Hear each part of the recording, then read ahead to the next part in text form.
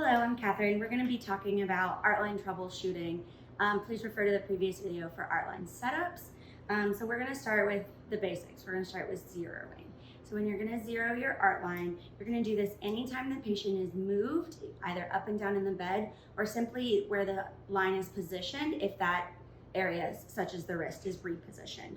So the first step of zeroing is you're going to make sure it is positioned on the phlebistatic axis, which is the fourth intercostal mid-axilla line.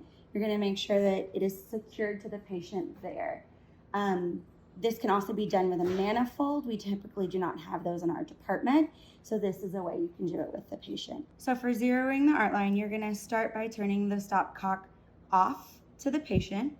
You're going to remove the cap and retain it because it will have to go back on.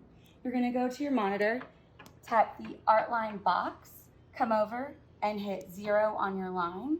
It'll say zeroing followed by 0/0. All right, you'll come back to your stopcock, replace your cap, and turn it back off to the environment. And at that point, you should begin to get a waveform on your monitor.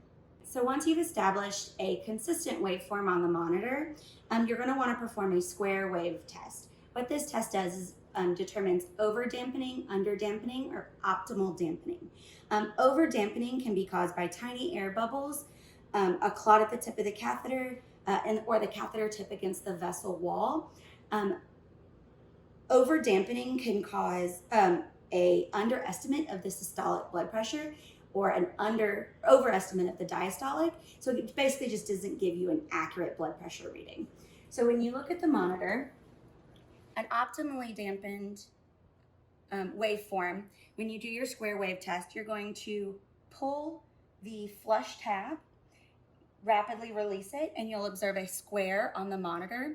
When the square ends for an optimally dampened line, you'll get 2 oscillations and then back to the normal waveform. If it's under dampened, which means the overestimation of SBP and under of diastolic, you'll see we do the square wave test and there's a bunch of oscillations, so greater than 2. This is called ringing of the Line. Over damped, you'll have the same waveform and then barely any oscillations, and this is an under dampening.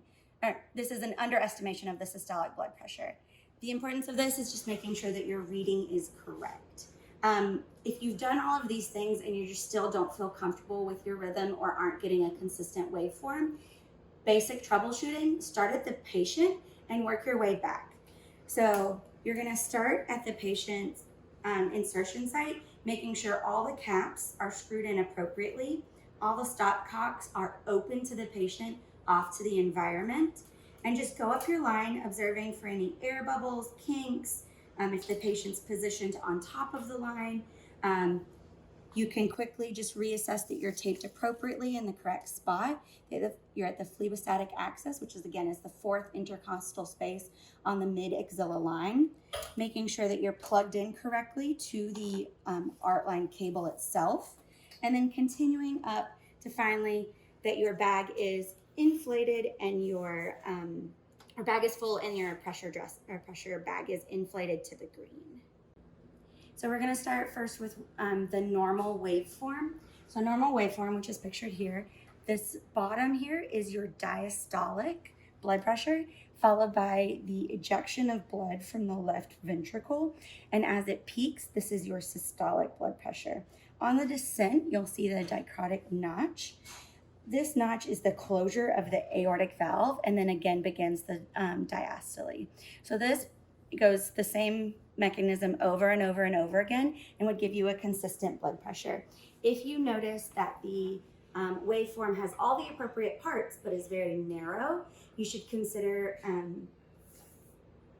hypovolemia, decreased stroke volume, aortic stenosis, or any sort of line dampening, which we'll discuss at a later point.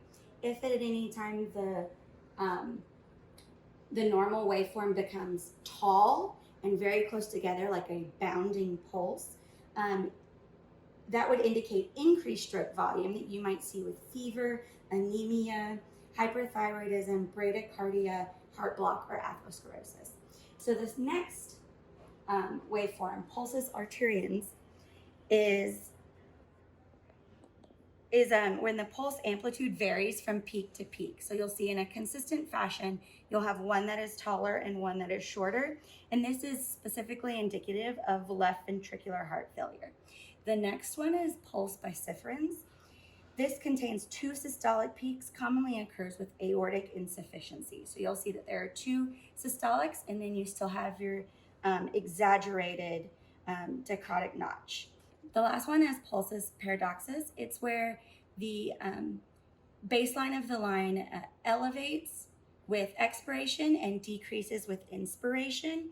And this can appear similar to torsades as well if the heart rate is very quick. And this could indicate severe respiratory distress or cardiac